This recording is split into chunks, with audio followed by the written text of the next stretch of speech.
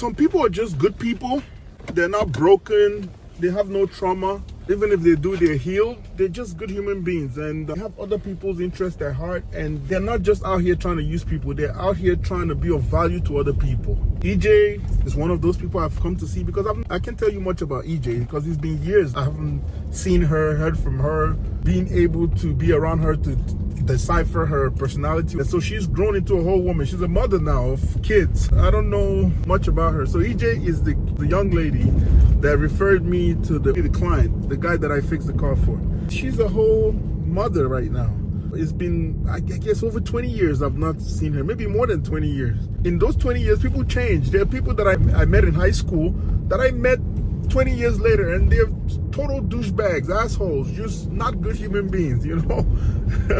It's just good to know that come what may, with all the ups and downs of life, she chose the path of righteousness. She chose to be a good person. She chose to be the kind of person that brings value. Some people just take value and they don't give any. She's not that kind of person. She's the kind of person that, based on the vibe that I'm getting, she's the kind of person that if she sees an opportunity to build a bridge, she will. Some people, when they find an opportunity to destroy a bridge, these are the people that I'm used to here in Chicago, the people that destroy bridges or burn bridges. That may be in my past, but I'm not the kind of person that participates or indulges in such stupidity at this age. It's good to know that 20 years later, she turned out to be a great human being, a great soul, great heart. Can't even imagine someone like this. She brings this much value to me. Imagine the kind of value she brings to her husband and what it feels like to be married to her. So the husband must be very happy with the quality of wife that he got. So that's just amazing. Just a little bit backstory there. The funny thing is that ever since I bought a Nissan Rogue from the auction, this car came along. So many cars have been coming along, Nissan Rogues. And as I'm talking to you right now, I'm bidding on a bunch of Nissan Rogues at the auction right now at Copart and at Mannheim. I usually don't buy Nissans. Nissans are not my thing.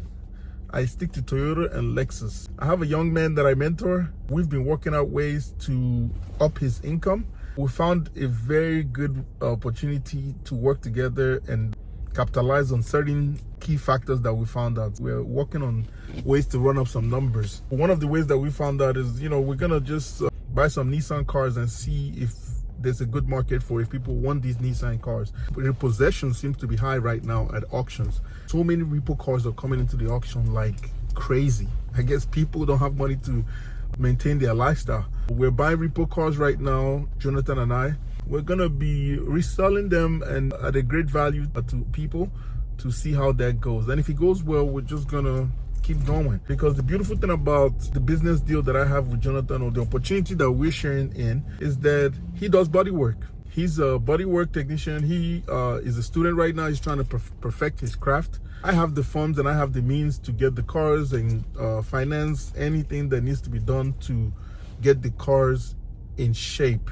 And not just in shape, but rehab them so that they're in good sellable condition. In such a condition that when a buyer comes to buy the car, they leave with a guaranteed satisfaction. So that's what we're trying to do. And I believe it's going to go well. Like lately, everything I've been touching turns to gold. So I have no doubt. With a little bit of guidance, most of the things we're going to do together is going to be success. So that's some of the things I'm doing. So to you young men out there listening to me, I really recommend find your tribe. One thing I learned about finding your tribe is that everybody's not going to like you. Everybody's not your friend. Don't force people to be your friend. Just keep being a good person. When people that belong to your tribe find you, they are going to be as excited as you are when you find them. You guys are going to be excited to meet each other. That's what I've learned. Case in point, one of the videos I posted on my channel, meeting the true Russian millionaire, is a guy, his name is Archie Arkady. He's a Russian guy.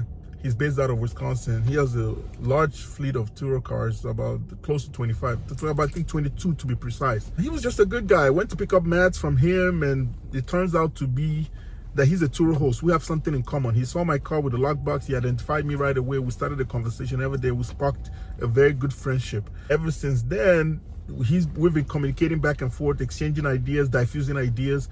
And as a matter of fact, the video that I did and incorporated him into has just taken off like wildfire. It's doing numbers that I've never done on YouTube before. The shorts, the main video, people just love watching it. When you find your tribe, the value added will be very significant. Things that have never happened in your life before will start happening. This guy is teaching me so many things. I'm teaching him so many things. I'm exposing him to luxury car rentals. He's exposing me to the finance part, the paperwork part, AFC funding, separating American funding company account for the dealership from the rental cars. It's just so much back office paperwork stuff that he's teaching me and stuff like that. So it's been a great opportunity.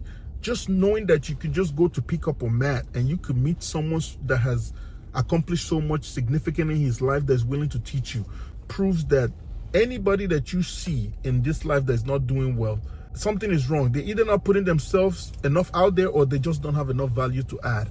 Because if you have value to add to people's life, or you're doing something amazing yourself, because remember, you attract what you are. You attract what you are. Because if you're trash, you're gonna attract trash. If you're a quality person, you're gonna attract quality people. Just work on yourself, try to be a quality person, and quality people are gonna come your way. I don't know what EJ saw in me. It's been 20 years. So obviously she thought I was a quality person, trustworthy person to do business with, that she referred someone that she holds a very high esteem to do business with. And that's why, she was right. She has good discernment.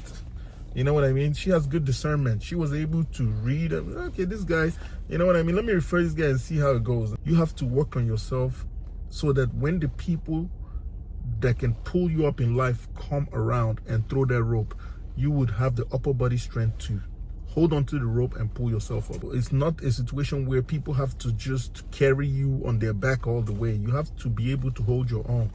That's the thing. So imagine she had this business and I was not the kind of person that was able to deliver. It would be pointless. I was able to deliver, hence the whole bridge was built. I have a good relationship with Fola, rekindle something with EJ as far as like friendship, getting to talk to her again. We've not had an extensive conversation, but it was just mostly business. So just things like this, you have to be ready. And when you're ready, life just surprises you. I've gone through a phase where it's like everything I touch just turns to crap. But what no one ever told me that I have to tell you young men out there is that you will go through that phase. I call it the learning phase. You're figuring life out. Everything you touch is going to be shit, of course, because you don't know how to touch things. But then you're going to come to a part of your life that everything you touch is going to turn to gold. Why? Because you've become the gold standard. You've built yourself up. You've become the guy that you need to be. You bring value. You've added value to yourself. You become a man of value. At some point in life, you will become a man of high value. You become like a kingmaker, the kind of person that could give people opportunities that turns their life around for the better. That kind of situation is what we all not hope for, but what we're all working towards. Because I don't believe in hope. Hope is not a strategy. So these are some of the things that I think young men need to make note of. I remember one scenario. One of my uncles, he told me that I need to go to Nigeria and and see a pastor, that something's wrong with me, that I might have been cursed or something. And I was like, wow, my life is that bad, But eventually I just found out it's just life. It's the mystery of life. You don't know much, so you can't do much. But once you start knowing, you start to conquer, you start to figure out, you start to grow, you start to develop, you start to bring value. People start to see the value in you. You start to take yourself more seriously. You start to understand the value that you have and where your power lies and start to capitalize on it. Some of the things that I'm learning at my age right now, because it's never too late. It's never too late to grasp the concept of life. Don't forget, what is his name? Mr. Cook, the guy that founded McDonald's? He started at 44, I believe. I think maybe even in his 50s. Remember, he was a losing and not such a good salesman at first. He wasn't doing very well, like financially. But he ran into the right opportunity, and with the power of his salesmanship, he was able to take it all the way. So it's never too late. And for most men, your power, your ultimate power, your superpower is going to start arriving after 35. That's one thing I noticed. Assuming if you're business-minded and you didn't have parents that were business-minded and you decided to walk this journey alone.